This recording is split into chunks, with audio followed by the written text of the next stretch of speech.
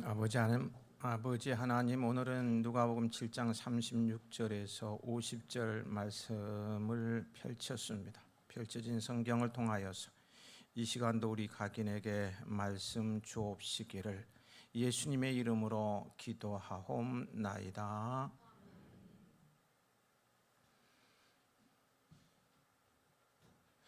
오늘도 변함없이 예배의 자리를 지키는 여러분들에게 주님의 은복이 함께 하시길 축복합니다. 테이블 위에 작은 공을 라켓으로 서로 오가며 하는 운동을 영어로 테이블 테니스 또는 무엇이라고 하는지 아십니까? 탁구대 위에 놓인 그물망을 사이에 두고 공을 쳐서 상대방 코트에 넣도록 하는 것으로 핑퐁 들어보셨나요? 핑퐁이라고 합니다. 여기서 유래되어서요, 서로 무엇인가를 주고받을 때 핑퐁 게임을 한다고 합니다. 마치 탁구에서 공이 한쪽에서 다른 쪽으로 빠르게 오가는 것과 비슷하기 때문입니다. 오늘 본문의 적용이 그렇습니다. 사랑을 주고받는 사랑의 핑퐁 게임은 행복할 것입니다. 행복할 거예요. 바리새인 시몬이 예수님께 함께 식사하기를 청했습니다. 고마운 일이 아닐 수 없어요. 사역에 몰두하시느라고 쉬실 시간도 식사를 거르실 때도 많으셨을 텐데 잠시나마 망중한을 즐길 수 있는 시간이 될 수 있으니까요. 여러분들도 설날을 맞이하여서 모처럼 가족, 형제, 친척들과 음식을 먹으면서 망중한을 즐기신 줄 압니다. 그러나 바리새인 시몬의 식사 초청이 그가 예수님을 존경하거나 진정으로 대접하기 위한 자리가 아니었습니다. 본문을 보면 그는 예수님에 대해 랍비, 선생이죠. 랍비 정도로 인식하고 있는 듯하고요. 그 인식마저도 어떤 좋은 감정이라기보다는 호기심 또는 무언가 의심의 눈초리를 보내는 듯합니다. 그래서인지 그는 예수님께 기본적인 예우도 제대로 행하지 않고 있습니다. 관례였던 발 씻은 물조차 제대로 내오지 않는 무례를 행합니다. 그런 그였기에 식사 모임을 만들었고요, 예수님을 초대했지만 정작 은혜를 입은 사람, 은혜와 복, 은복을 받은 사람은 그가 아니라 누굽니까? 불청객인 한 여자였습니다. 아브라함은 손대접을 잘하다가 부지중 천사를 대접하기도 하고요, 그 가정에 평생의 아픔이요, 한이요, 소망이요, 기도 제목이었던 자녀 출생에 관한 뜻밖의 기쁜 소식을 듣게 됩니다. 손님 잘 대접해서 복 받았다고 할 수 있겠네요. 식사 대접을 사랑과 존중의 마음으로 한다면 그 자체가 은복입니다. 그런데 바리새인 시몬은 예수님을 초대하는 나름대로의 성의는 보이기는 하였지만 사랑과 존중의 마음이 없었기에 은복은 엉뚱한 사람이 받는 꼴이 되고 말았던 것입니다. 바리새인 시몬 대신 은복을 입은 여자는 누구입니까? 37절에 그 동네에 죄를 지은 한 여자로 소개되고 있어요. 그 여자는 동네 사람들이 다 알고 있는 죄인이었습니다. 그 당시 유대인들에게는요, 죄인으로 간주되는 사람들이 따로 율법으로 정해져 있었는데요, 여자의 경우는 창녀가 율랑녀, 몸 파는 여자 말이에요. 죄인으로 간주되었습니다. 그러한 여자가 다른 집도 아니고요, 의인, 율법 지키는 데 있어서 흠이 없다고 생각하는 바리새인의 집에요. 그것도 초청받지도 않은 상태에서 예수님을 보기 위해 나온다는 것은요, 엄청난 마음의 부담과 수치를, 부끄러운 일 당하는 것을 감수해야만 합니다.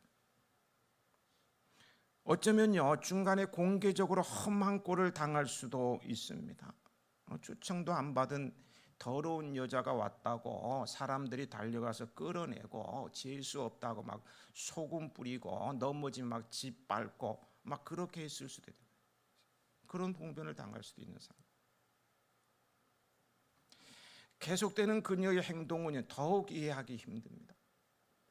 그녀의 경제 사정으로는 감당하기 힘들었을 향유 담은 옥합을 가지고 예수님께로 나옵니다. 당시 향유를 담은 옥합 한 그릇에 300데나리온으로요, 노동자의 1년치 월급에 해당하는 큰 금액입니다. 그리고는 예수님 뒤로 다가갑니다. 예수님의 발은 바리새인 시몬이 발 씻을 물을 내오지 않는 무례로 인해서 더러웠을 것입니다. 그런데 이 여자는 눈물로 그 발을 적시고 머리털로 예수님의 발을 닦습니다. 그리고 그 발에 입 맞추어요. 그의 향유를 붓습니다. 38절이죠. 같이 읽어보실까요?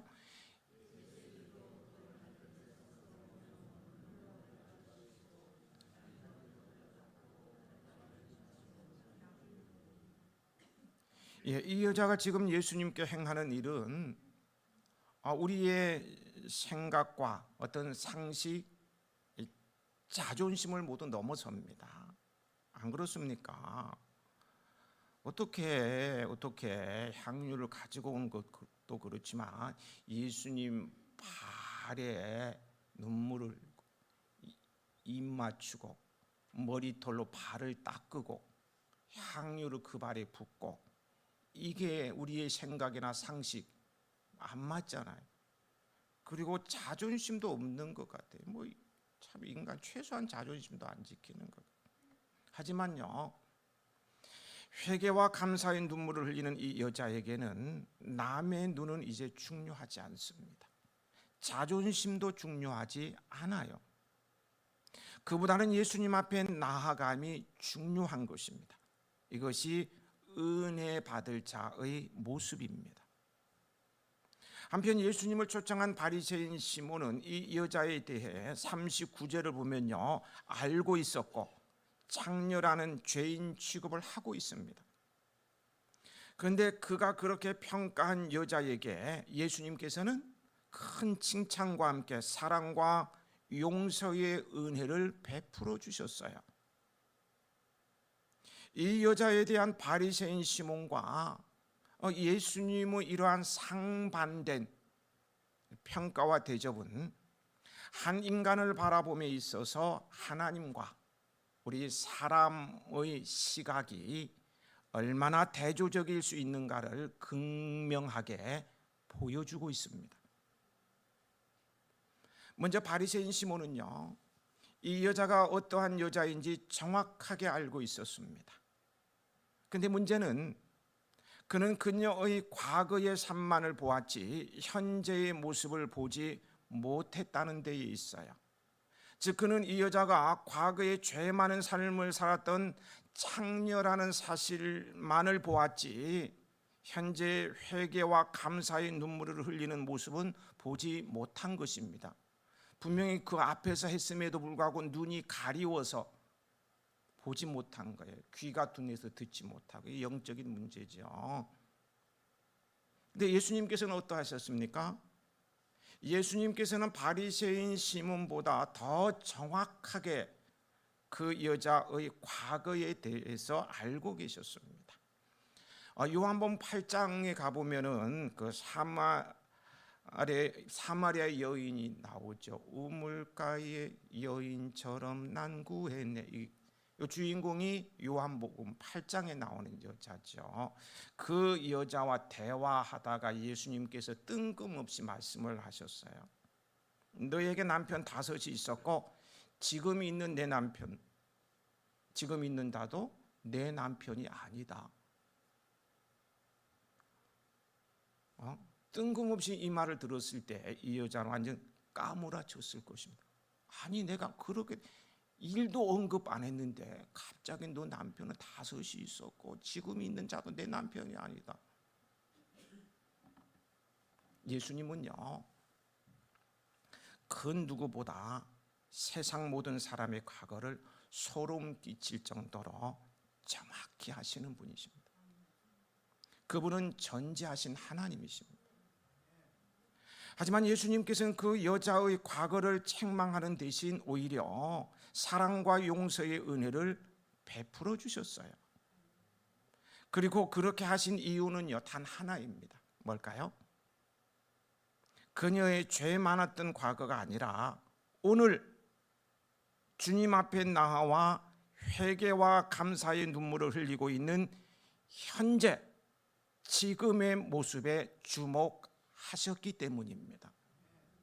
오늘 지금의 모습에 주목한 거예요.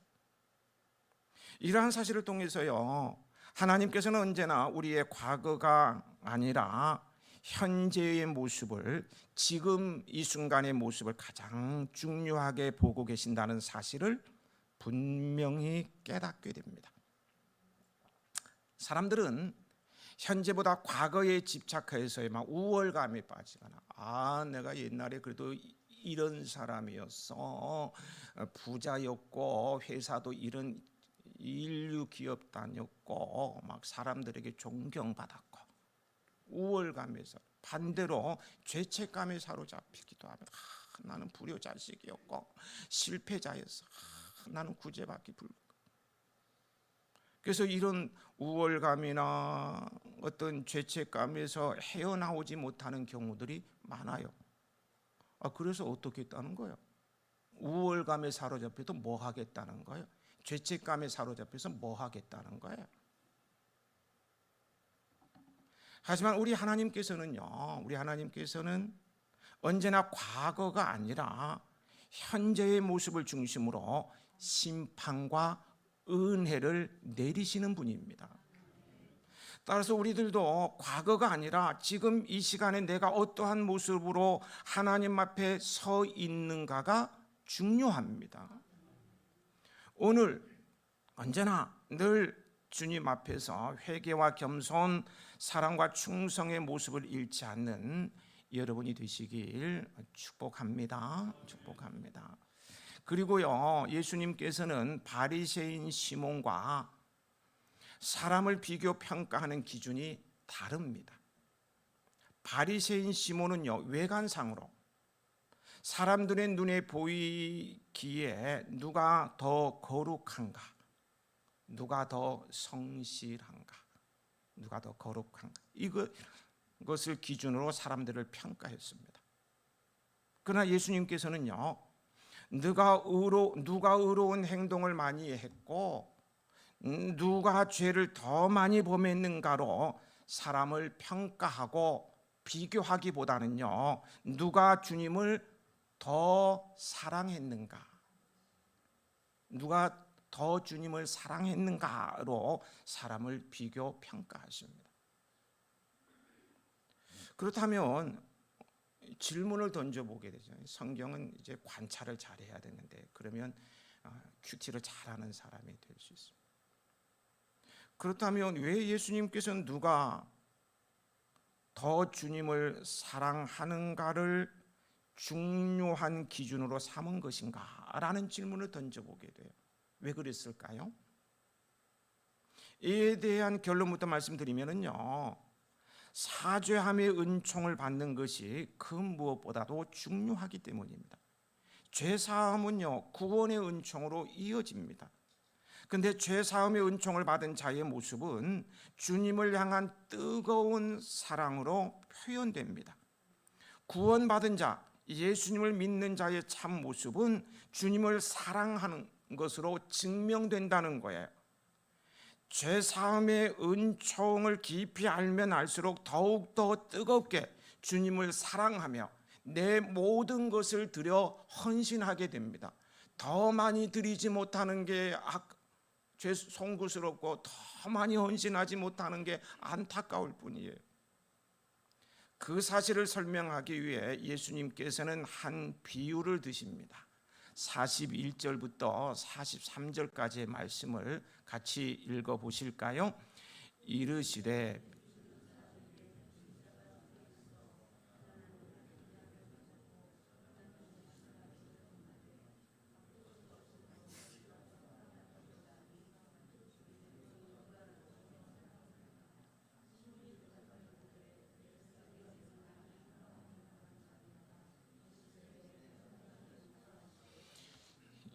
돈을 빌려준 한 채권자에게 빚진 사람 두 사람이 있었습니다. 한 사람은 500데나리온을 빚졌고요, 한 사람은 50데나리온을 빚졌습니다. 여기 500데나리온은 노동자 500일의 품삯에 해당하고요, 50데나리온은 50일 품삯에 해당합니다. 둘 다 적은 금액이 아닙니다. 그런데 여기서 중요한 것은요, 두 사람이 빚진 액수가 아니라 그 두 사람이 모두 빚을 졌다는 사실이며 또 모든 것을 갚을 수가 없다는 거예요. 빚을 졌고 갚을 수가 없다는 거예요. 따라서요, 만일 그들은 채권자의 돈을 빌려준 사람 말이에요, 자비가 없었다면, 긍휼히 여기는 마음이 없다면요, 그들의 가족과 함께 노예가 되어야만 합니다. 종으로 팔려가야 된다는 거예요. 이 비극적인 상황이 그들 앞에 기다리고 있는 것입니다. 예수님께서는 이 비탕감 받은 비유의 말씀을 하신 후에요, 바리새인 시몬에게 이렇게 질문하고 있죠. 42절에 갚을 것이 없으므로 둘 다 탕감하여 주었으니 둘 중에 누가 그를 더 사랑하겠느냐. 예수님께서 하시는 질문은 누가 더 고마워하겠느냐는 질문이 아닙니다. 누가 더 시름을 덜겠느냐, 근심과 걱정, 고민 이것을 덜겠느냐는 질문도 아닌 거예요. 지금 예수님께서는 사랑에 대해서 질문하십니다. 누가 더 빚을 탕감하여 준 사람을 뭐 하겠느냐고요? 사랑하겠느냐고 질문하셔요. 이에 대해 여러분이라면 어떻게 대답을 하시겠습니까? 시몬은 내 생각에는 많이 탕감함을 받은 자니이다 라고 대답을 하게 됐죠. 그러자 예수님께서 내 판단이 옳다라고 말씀하십니다. 죄 사함의 은총을 크게 받은 사람일수록 주님을 더 사랑하게 됩니다. 죄 사함의 은총을 크게 깨닫는 사람일수록, 내가 죄 사함의 은총을 받지 못하면 지옥 가고 영원히 멸망당할 수 없다, 이 사실을 막 생생히 느끼는 사람일수록 주님을 더 사랑하게 됩니다. 예수님께서 말씀하신 이 비유의 핵심은요, 주님을 향한 사람의 마음과 주님께서 베푸르신 은혜를 누리는 깊이가 서로 비례한다는 사실입니다.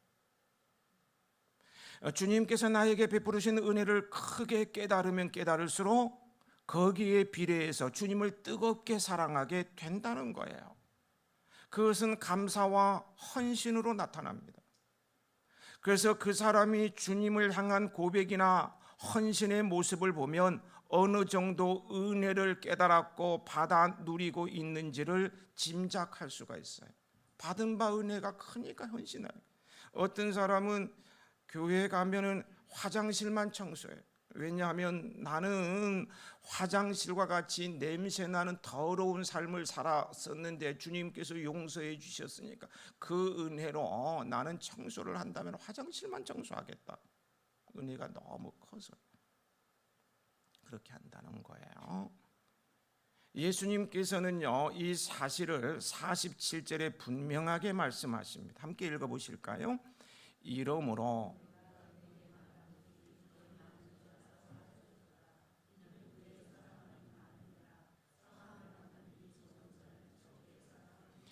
거기 마지막 부분을 보십시오. 사함받은 죄죠. 사함받은 일이 적은 자는, 죄의 용서를 적게 받은 자는, 죄 용서의 은혜를 적게 누리는 사람은 그 결과로 주님을 적게 사랑한다는 말씀입니다. 조금만 사랑한다는 거예요.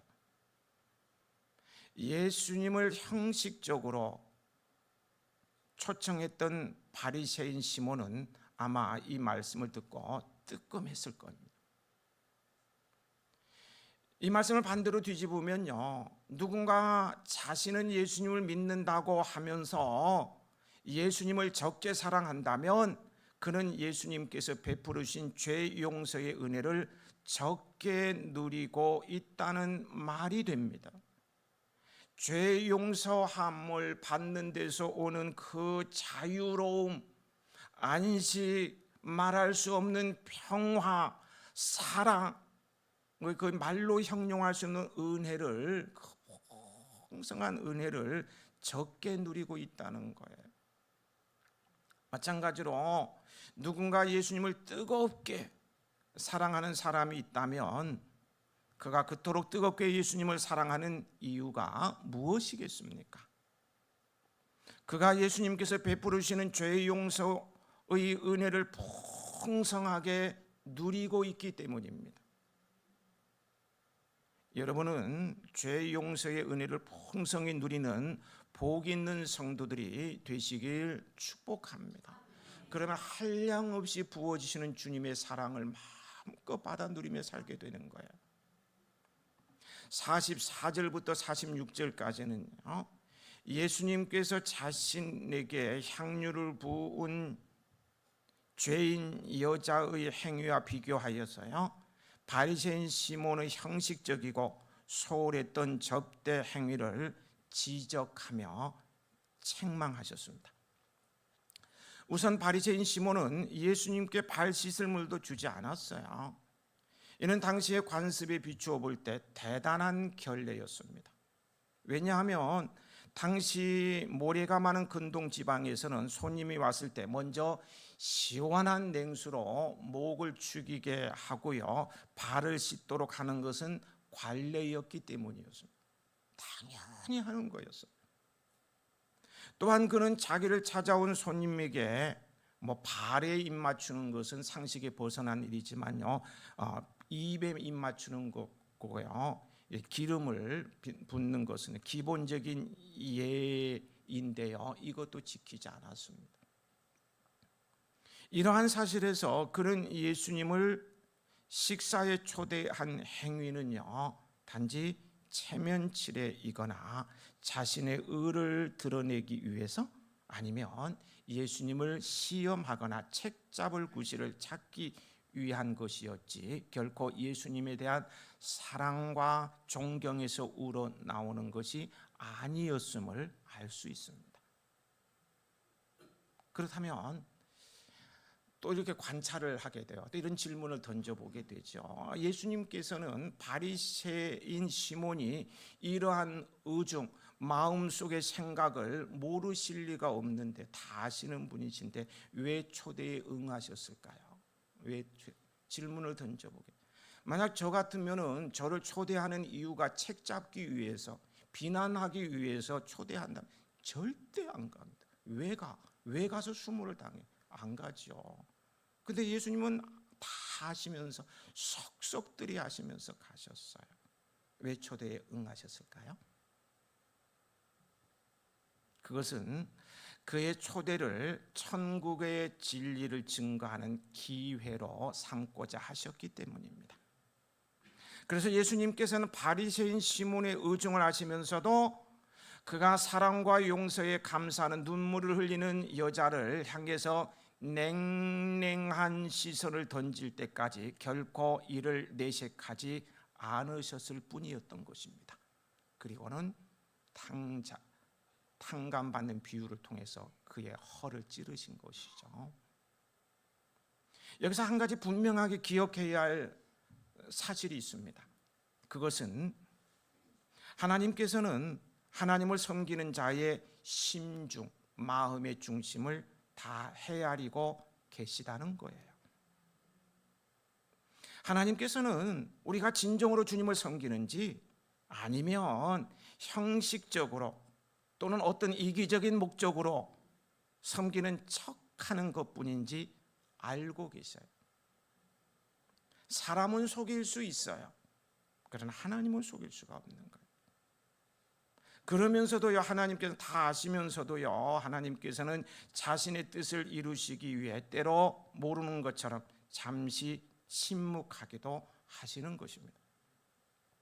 또 하나님께 대해 불손한 자에 대해 언제까지나 참으시지도 않습니다.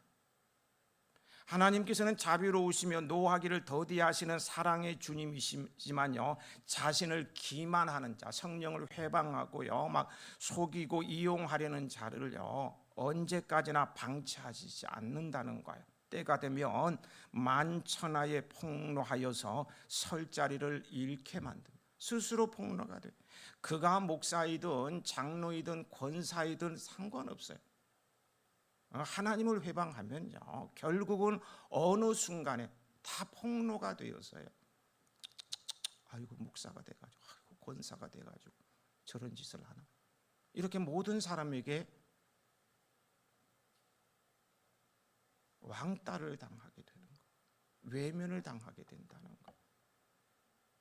그러므로요, 우리는 하나님을 섬김에 있어서 열과 성을 즉 마음과 이 마음을 다하고 뜻을 다하고 힘을 다하여 하나님을 사랑하는 성도가 되어야 합니다.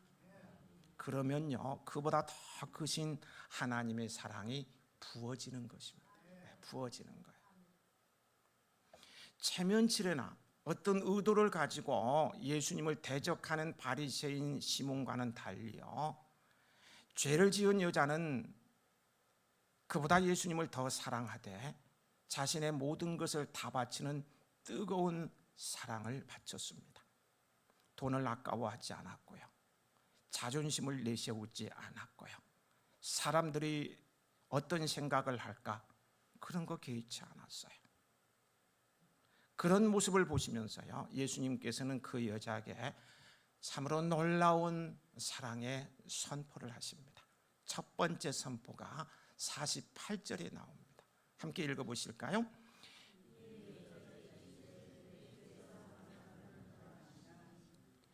죄사함의 선포입니다. 예수님을 사랑했던 이 여자는 자신의 죄가 아무리 크더라도 예수님으로부터 죄의 용서를 받았던 거예요. 이제는 죄의 속박에서 완전 자유를 누리게 된 것입니다. 두 번째 선포는요, 50절입니다. 역시 함께 읽겠습니다. 예수께서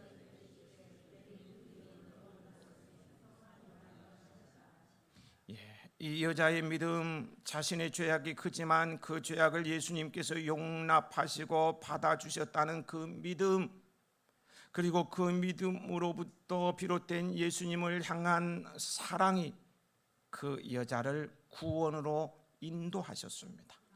내 믿음이 너를 구원하였으니 평안히 가라. 죄에 매여서 참 힘들게 살았는데 이제는 평안할지어다. 평안을. 이 죄 사함과 구원의 선포를 듣는 순간 이 여자는, 우리가 상상할 수 있잖아요, 죄 사함과 구원의 선포를 듣는 순간 이 여자는 얼마나 행복했겠습니까? 얼마나 행복했겠어요. 지금 얼마나 행복했겠어요에 대해서 감동이 없는 분은 어떤 분인지 아세요? 좋으신 분이요. 얼마나 감동하셨겠어요. 얼마나 감동했겠어요. 너무너무 감동, 너무너무 행복했어요.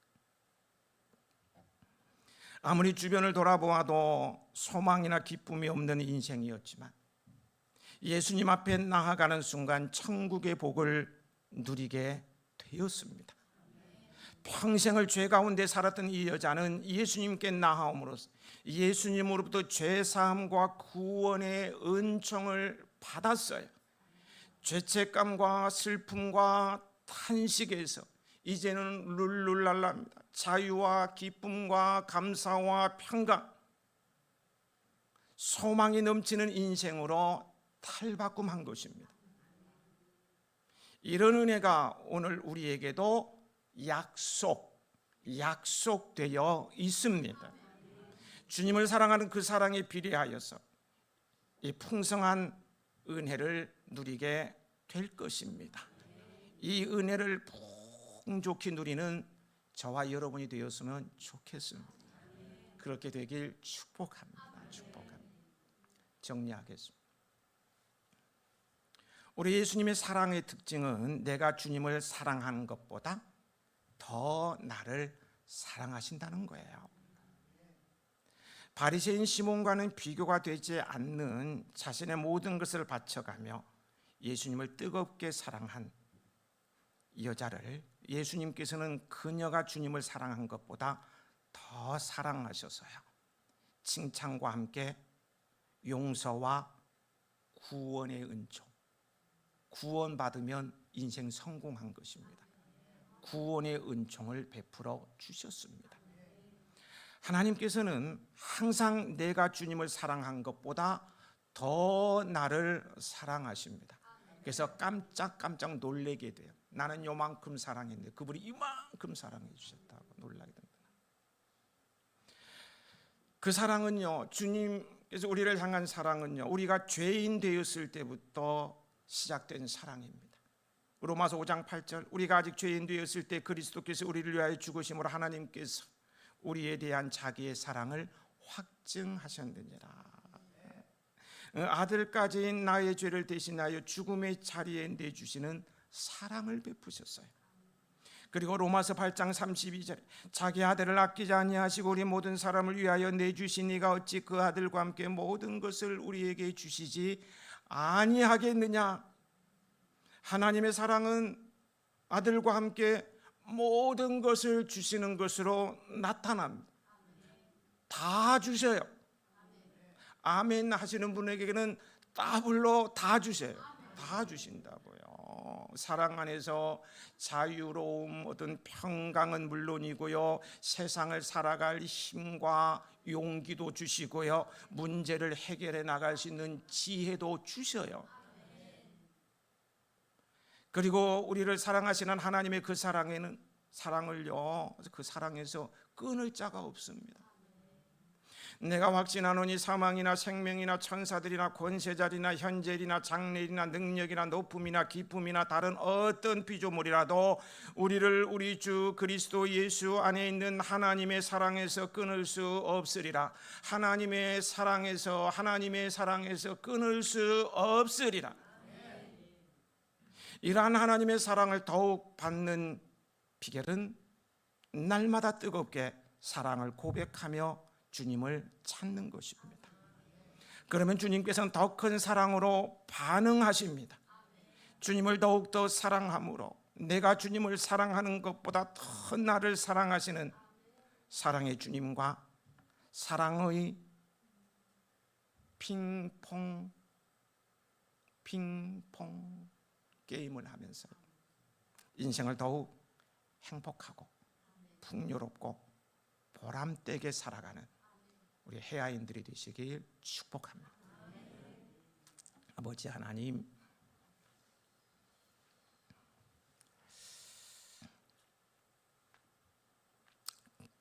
감사합니다.